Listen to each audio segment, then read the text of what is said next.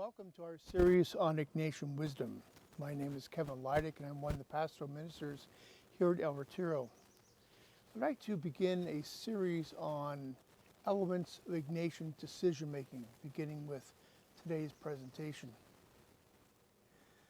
In order to understand Ignatius in decision making, we must understand his vocabulary, his initial vocabulary.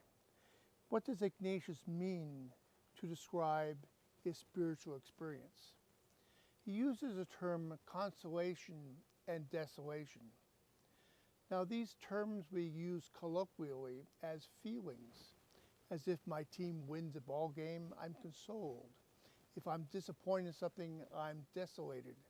But Ignatius does not use those terms as feelings, but rather as movements.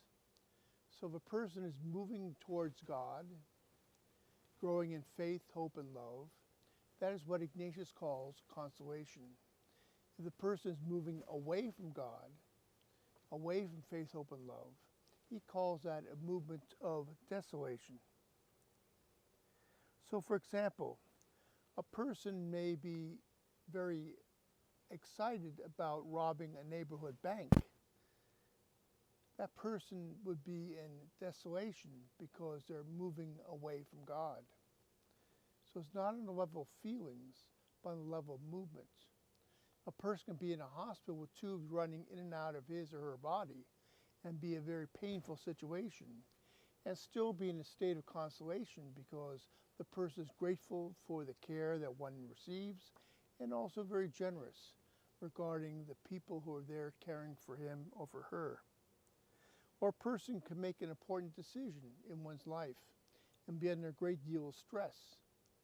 It's not a very pleasant situation itself, but yet be in consolation because that decision is moving Godward. So consolation and desolation are not on a level of feelings, but a level of movement towards God or away from God. Ignatius was, people call him a first psychologist. He knew the human person very well. He wasn't concerned about naming all the different parts and functions of a person in terms of emotion and so forth. He wasn't concerned about to name and identify these different parts accurately. He's more concerned about where are these movements going? Are they going towards God or away from God? Are they leading to deeper faith, hope, and love? Are they detracting us from faith, hope, and love?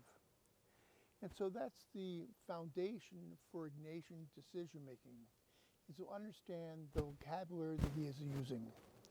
In our next sessions, we'll take a look at some mechanics of this Ignatian decision making in experiencing consolation and desolation. Thank you very much.